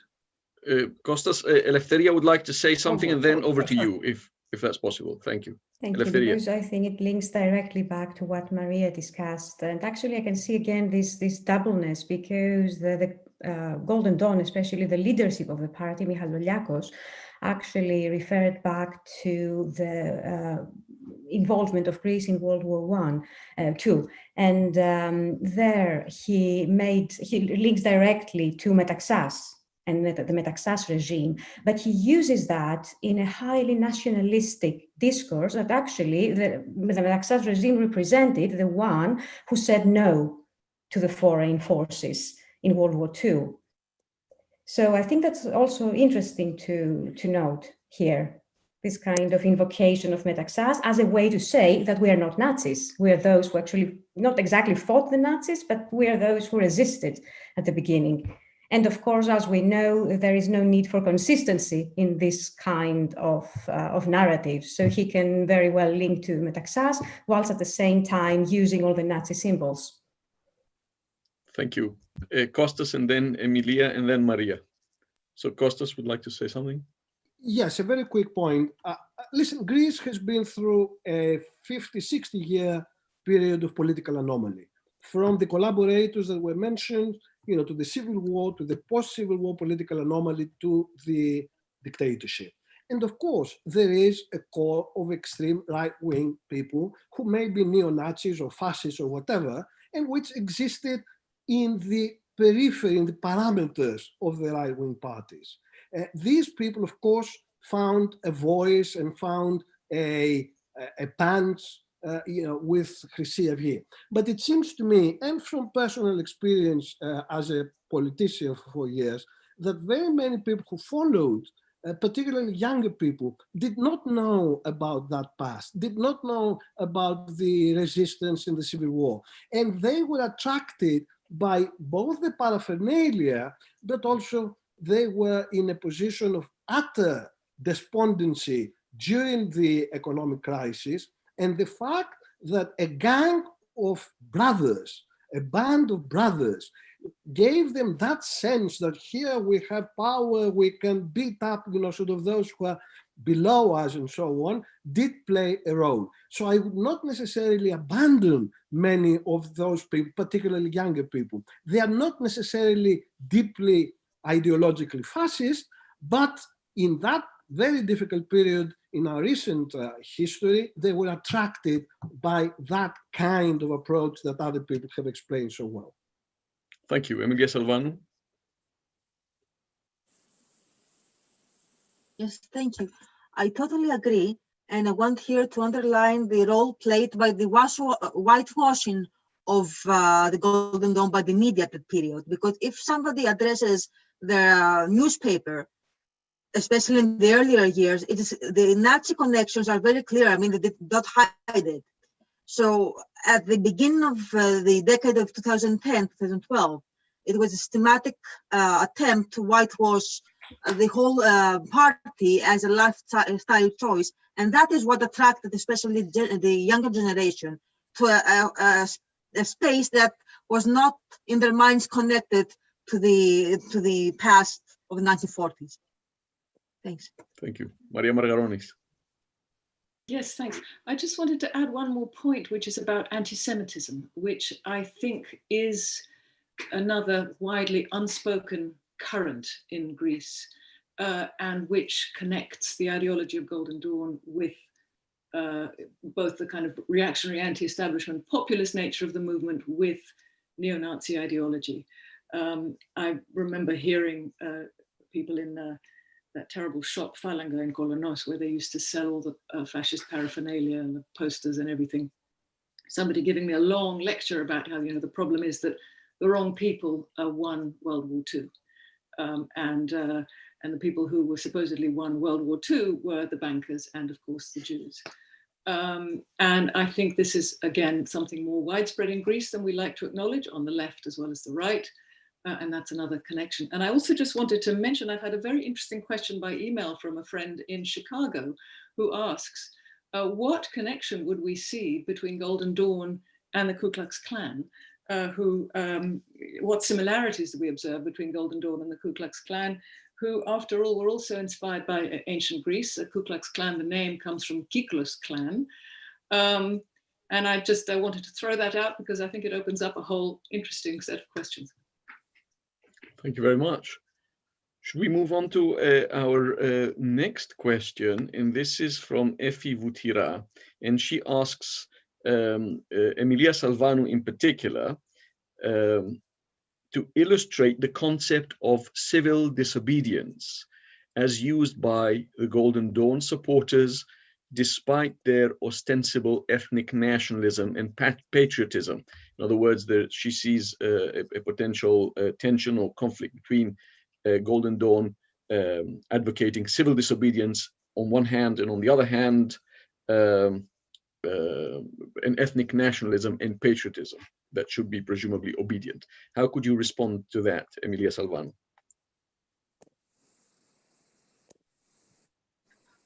Well, I agree with that, and that says I did not use the term civil disobedience for the Golden Dawn. I just said that by the legitimizing civil disobedience in general, the Golden Dawn found a space to act upon their criminal practices against migrants, refugees, and whoever they disagreed with them in anti-Semitism and communists. So I totally agree that I would be hesitant to use the term civil disobedience connected to the Golden Dawn either. Well, especially if perceived as a non-violent act of protest. So that excludes Golden Dawn a priori. But even if we take into account that civil disobedience can turn violent under certain circumstances, it did not apply to Golden Dawn, where the violence is the main characteristics of their action. So, yeah, I agree. I would not use civil disobedience with connected to the Golden Dawn actions.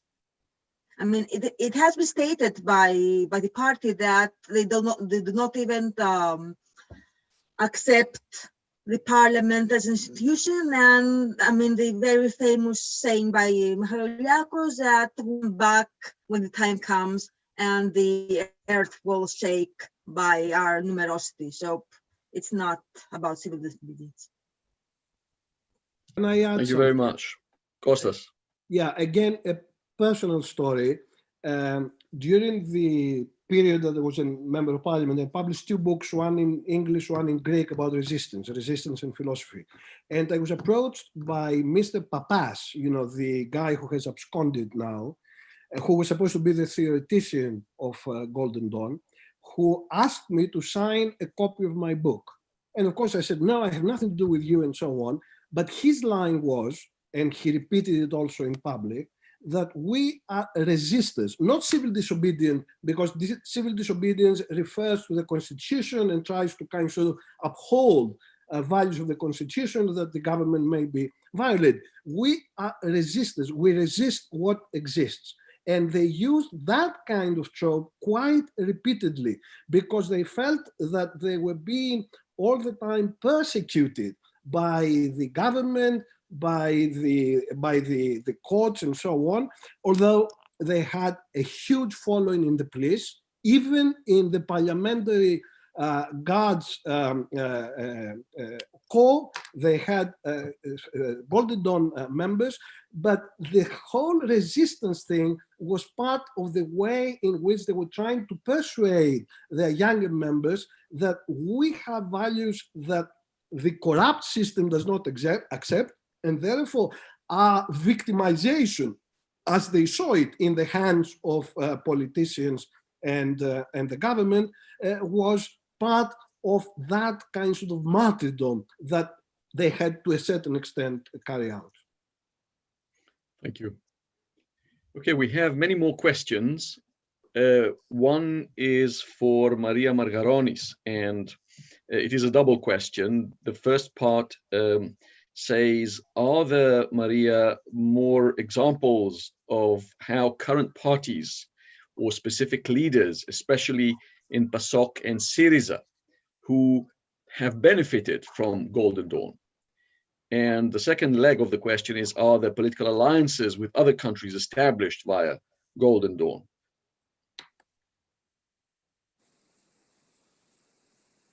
It's a very good question, but I'm afraid I don't think I can answer it.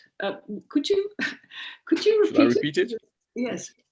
Okay. Are there more examples, it says, of how current parties and specific leaders, especially PASOK and Syriza, how these benefit from Golden Dawn? That's the first part. Yeah. How they currently benefit from Golden Dawn, I mean, that doesn't seem relevant. Okay. And the second part was about. I suppose the question is trying to ask: is Golden Dawn's, or was Golden Dawn's presence serving any interests by these two political parties? Again, I'm afraid I'm not really able to answer it. Sorry. Okay.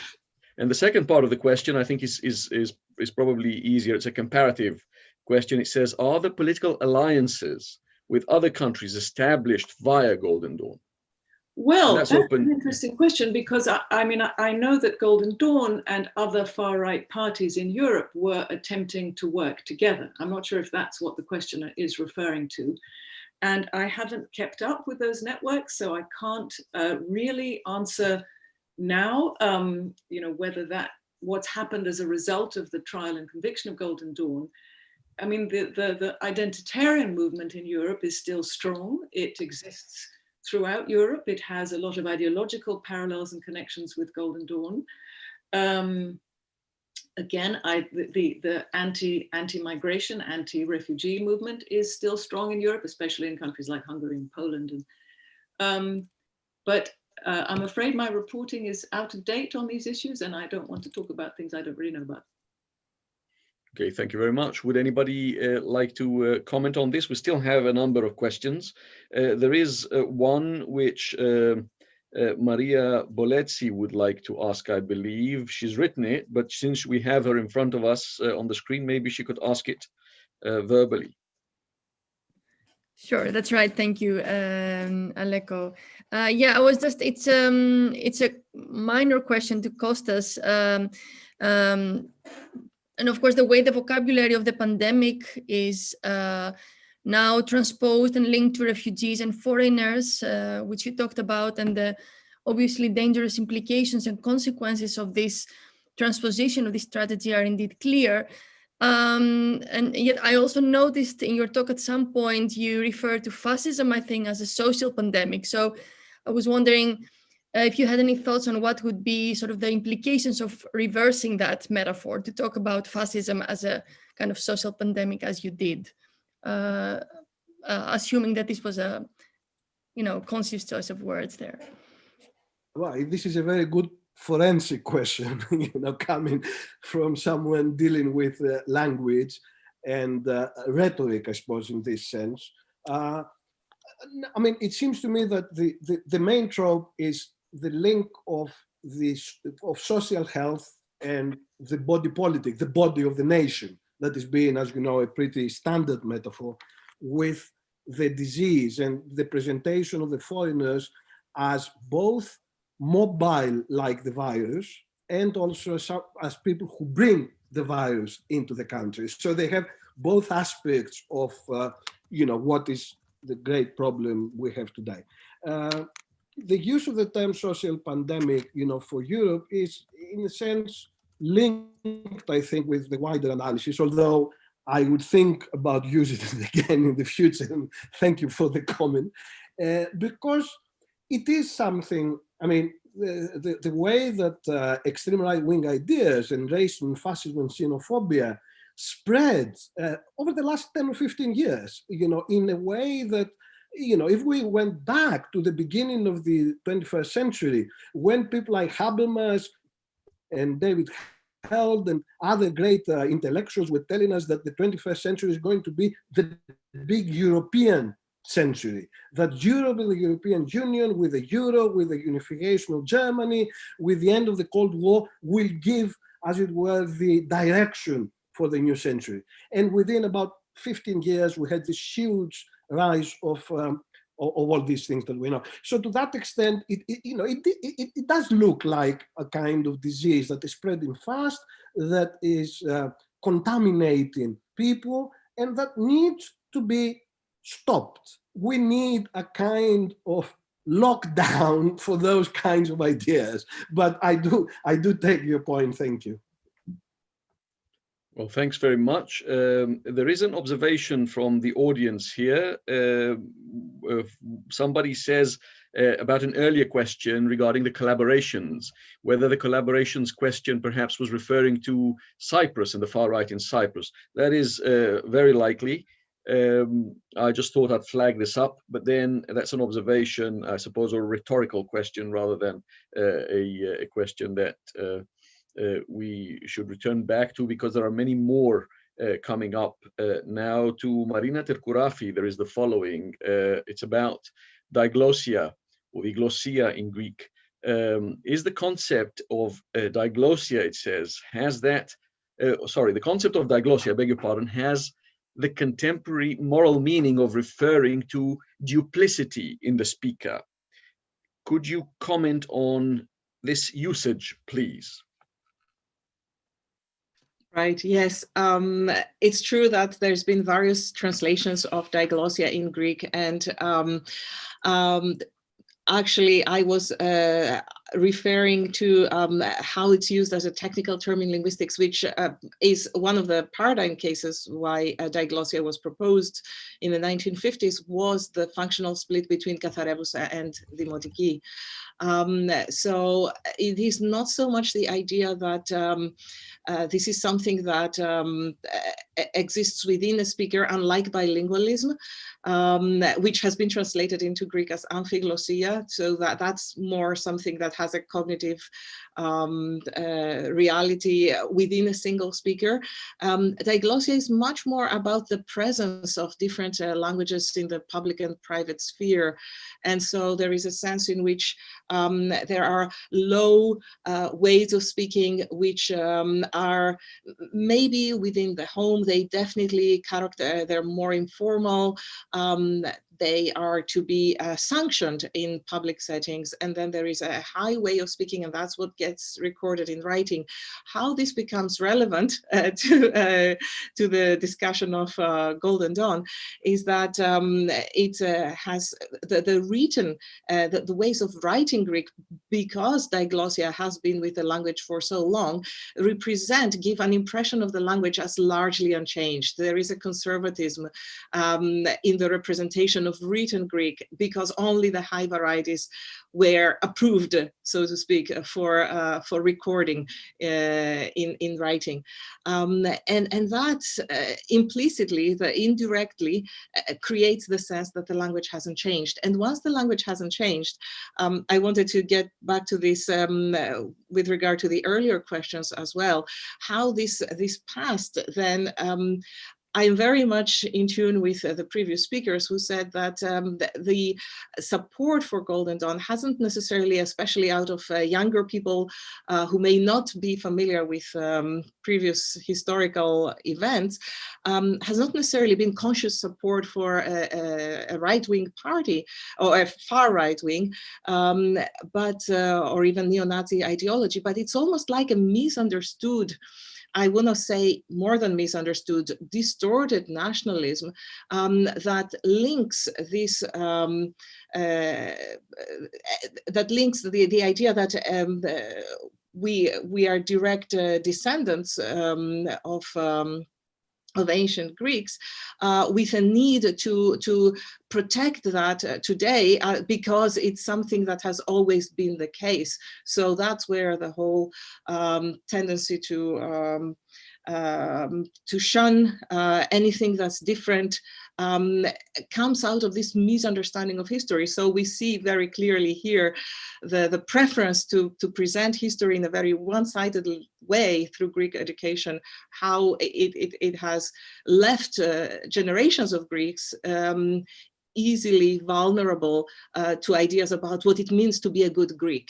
That's basically what I was trying to suggest in my presentation. Thank you. Thank you, Marina. Dimitris Papanikolaou would like to say something.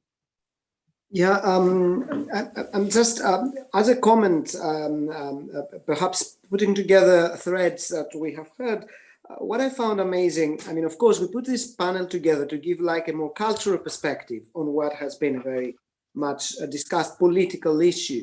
And what I have, and correct me if I'm wrong, this is more of a comment before we move on to next questions.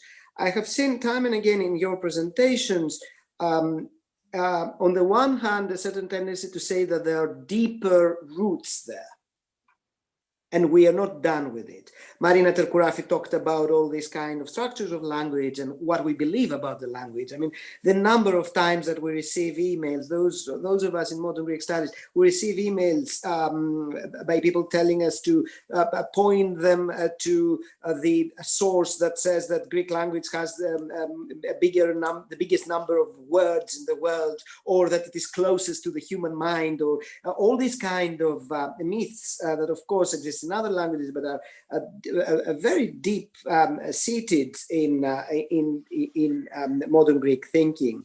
And how is this connected to, of course, Golden Dawn? Specific political, as Emilia Salvanou said, political assortments, structures of the contemporary political scene in Greece and how this affected. So there was a tendency among many of the speakers to say that there is a deeper thing going on there, a deeper cultural thing. And as Eleftheria Ioannidou said, you know, if there are these deeper roots, and if they take the tendency to go Nazi, then it doesn't matter if some people may not exactly understand it like that.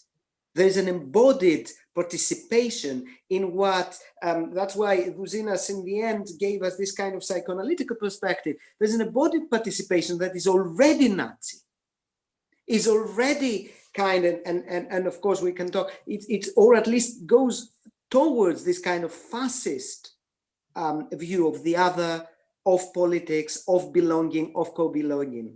And I was wondering, and this is my last comment, of course, no need to answer, we can move on to, I was wondering whether talking about the specifics of the political end, or at least for the moment, end of Golden Dawn, obscures these larger, longer narratives that sort of talk about the deep-rootedness, but also the embodiedness of what it meant to have what this Golden Dawn rise was. Thank you very much, Dimitri. There are questions coming in from different directions, and I apologize if I'm not following the right order. In fact, it's difficult for me to know what is the right order. There is another question here which says, thank you for the wonderful discussion. How much do you think that the mainstream media enforced the growth of Golden Dawn? And do you believe that after the conviction, this rhetoric has ended? A very important question. I think we have somebody who can comment, I think, on the media for sure, but maybe other speakers would also like to say something about that. It's not addressed to anybody in particular. Who would like to take that? Eleftheria Ioannidou. Yes, I will go first here because I'm sure Maria then can add to that. But yeah, actually, I have something slightly different to say here, because we keep saying that mainstream media reinforced the certain ideas about Golden Dawn that helped them rise to power. And then I was rewatching some things recently, back from 2012, 2013. And yes, of course, there is a part of mainstream media that presented participation in Golden Dawn actions as part of, charity, or then perhaps even lifestyle. So definitely this part of the press is guilty for that. But I was watching, for example, an interview of Douliakas to Bogdanos, of all people. And there I could tell actually that Bogdanos challenged Michaloliakos a lot on all the Nazi rhetoric and the symbolics. Actually, I think that what Golden Dawn achieved, especially towards the beginning when it was on its rise, was to have very effective strategies for answering these questions, both in the way they addressed them and the kind of answers they had there, and at the same time in the way they engaged in these dialogues. So by constantly not allowing the other party to develop an argument, that at the same time, all these things that we have been addressing today, all these deep roots, all these links that allowed them to effectively combat such connections. So I think that there was definitely a part of the press that gave them a lot of space in the public sphere, but I also think it has to do with how effective they were in taking that space. Thank you. Anybody else would like to comment on the media and Golden Dawn? Perhaps Maria Margaronis and then Georgios. I just wanted to say briefly that I can speak more to the international media than the Greek media, and the problem that I've struggled with and perhaps felt guilty about of giving them air at all, where you want to expose them, but at the same time, there was something for outsiders kind of sexy about stories about fascists in Greece. It was like, it was not difficult to sell those stories because there's a frisson around it. And the other thing I just wanted to say about the Greek media is it's very difficult to talk about the mainstream media in Greece when we have such an extraordinary plethora of mad tabloids, which, whether you call them mainstream or not, certainly did and do still promote that kind of racist rhetoric. Thank you. Evgenios. Yeah, I want to make a short comment on the discussion about neo-Nazis. I want to remind everyone that Golden Dawn is not the only neo-Nazi organization in Greece, and it's a bit. Some older neo-Nazis have have broken up their ties with Golden Dawn because Golden Dawn went for a more softcore approach. They tried to enter the parliament. It's active for 40 years now. So obviously there are some online forums from 2000 or 2010 where you can see all the Golden Dawn members cursing and betraying and cursing each other online, and particularly Michaloliakos, who has a very long criminal record of betraying pretty much everyone that was close to him. So definitely there was this question about neo-Nazis, I think. So I hope I cleared this. But regarding the media, Golden Dawn in its performances in public was almost aware that it would end up on the media. So if you pay attention to many of them, it almost feels like they're choreographed.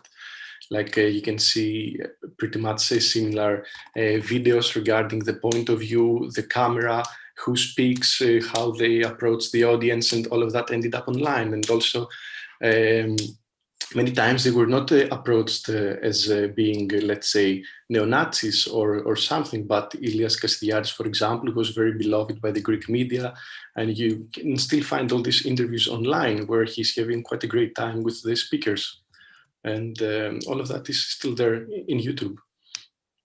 So, thanks. Thank you very much, Evgenios. Emilia, Salvanou. Yes, just a quick comment. I think that even more important in the role that the media played is not that they only gave space to the Golden Dawn, but on the one hand, they trivialized their presence. I mean, I remember the memes after Kazamias hit on air Liana Canary. So then you had several memes making fun of the event in a way that trivialized it, and it took out the political content of it. And the other thing is that when it didn't present it as a lifestyle choice, who was the new girlfriend of Kazamias, what that the tattoo mean, all the stuff, it exoticized it. And by exoticizing it, it again subtracted the political connotation of neo-Nazism and made it something trivial that anybody could relate to or was not guilty to relate to. In that sense, I believe that it gave space, it canonized the presence of the Golden Dawn in everyday Greek society. Well, thank you very much, Emilia, for this intervention. The reference to the incident with Liana Canelli brings me to the next question, which is a question about gender. It is pretty long, and I think it raises a number of issues. But the crux of it is that it says Golden Dawn used the dictatorship's concept, patris, triskia, ekougenia, fatherland, religion, and family, and received originally received support by the men in the household, and tried to regain control, it says, of what was being Greek, or protecting what was being Greek. And then the question continues and asks whether it is fair to say that the women in the Greek family brought down Golden Dawn. I read out the last part of the question. It says, was this the revenge of the Greek family? What was the role of gender into all this, especially if we take into consideration the fact that the leaders of Golden Dawn were all men? So I would like to ask the panel here, how do we introduce a gender perspective into this, and how important was it? There is another question also on YouTube, on the tube, about the presence of women in Golden Dawn. It's a short question about how many women were there. And could this be, I think, the last, I think technically we only have 2 minutes before this goes off.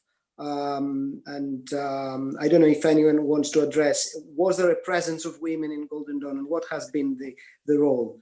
And we have like 1 minute. I mean, one person has to go. Okay, it will not come back. We have. Let me ask the organizers. Can we take five minutes and 4 minutes? Yeah. Okay. So. Okay. So Emilia Salvanou first, and then Margaronis, and then. Okay. Well, I would strongly recommend the documentary "The Girls of Golden Dawn." I mean, I'm aware of the criticism it has faced, but I still think that by bringing the role of the women, the everyday, and how the role could shift from the role as wives or of grandmothers or as members of the party when the men was arrested, it shows that while there were gender roles described in the party, this did not mean that women had a second role in this. I strongly believe gender roles were supported by both genders, playing their equal role in the conservative construction, articulation of radical conservatism. Yeah, just to give the right title, this is Golden Dawn Girls, and it is a film by Harvard Bostness, Golden Dawn Girls. You can find it on international release, and it is about the women, the role that women played in Golden Dawn. We might not have seen them so much publicly, but as the documentary suggested and Emilia said, it was there, they were there, and sometimes in the very traditional role of supporting Golden Dawn as a family, as it were. Thank you. Maria? Well, thank you very much. I haven't actually seen that film, but when I was reporting on Golden Dawn, I was really interested to find the women and try and find out what was going on with women. And I did find quite a lot of women who were active in the organization and who talked about the self-defense classes that Golden Dawn would run to make that it made them feel strong. I said, well, do you have to make coffee? And they said, no, the men make coffee too. But there were very strict rules about modesty. They were not allowed to wear kroplata, as she put it, open backed, clothes. And they had to behave in the traditional model of the good Greek woman, but that didn't mean they didn't have power.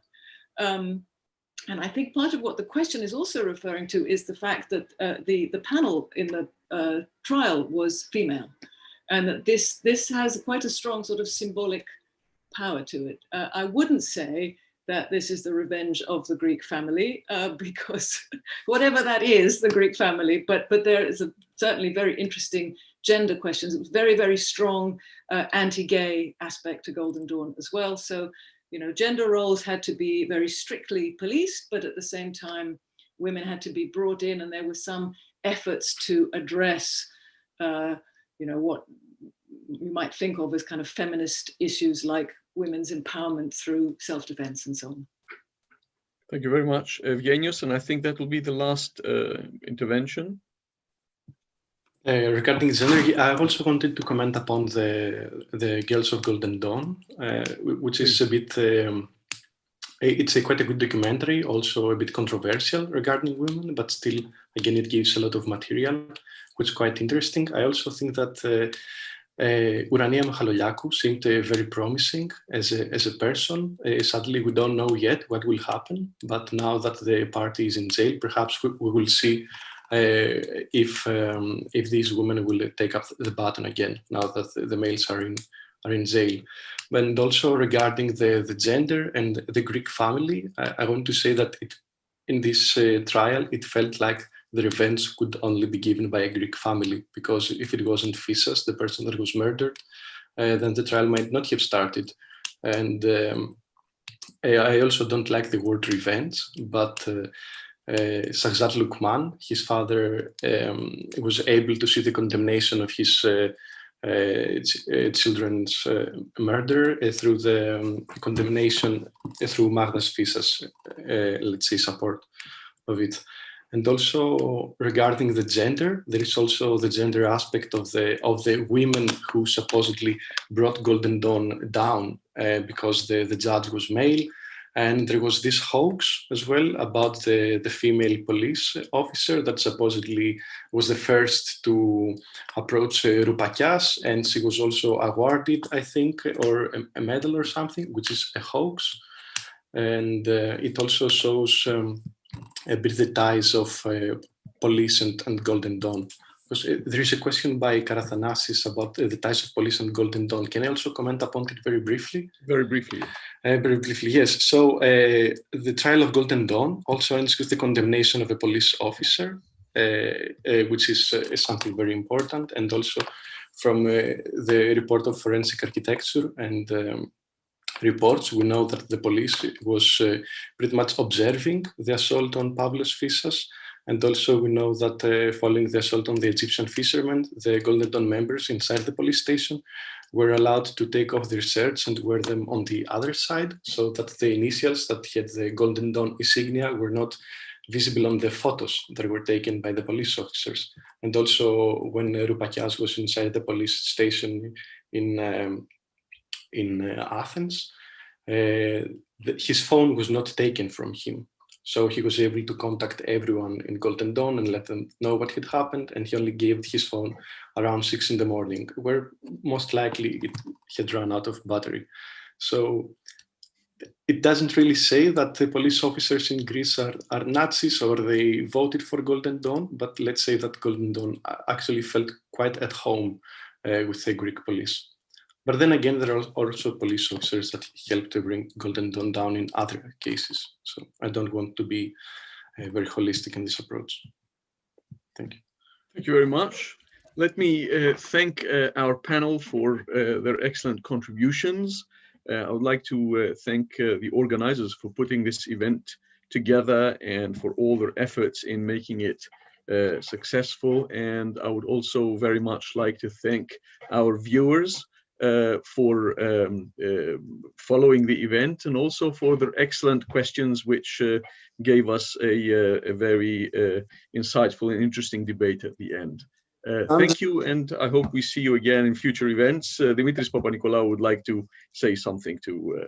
Say thank you to you, for bringing everything so nicely together. To all of you who have been with us or who will watch this video online, I remind you that this is a network run between the universities of Amsterdam and Oxford, and we will be with similar events. We'll be organizing similar events once a month.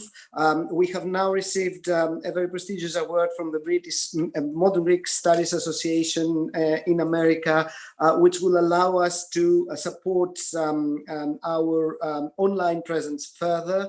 And the next such similar panel will be on the 10th of December with Neni Panouria, Danai Karidaki, and Pavsanias Karathanasis, who will speak on islands and camps from Leros to Lesbos. Please stay tuned. I want to say a huge thank you for Justin Shaw and Barbara Khalidi, who from Torch supported all this event. I also wanted to say that this was an effort from us to show to you how much debate still is going on, but also how much things are linked. There were many questions that were kept unanswered, but even asking them on the YouTube channel has shown to everyone how many different facets there is in this conversation. Of course, there's a huge movement, an anti-fascist movement, a genderqueer movement that has stood against Golden Dawn, and for the moment, it seems to have won. But as the panel today has shown, there are deeper roots there, and we have to keep thinking of them. Thank you all for accepting this invitation and for joining. Thank you.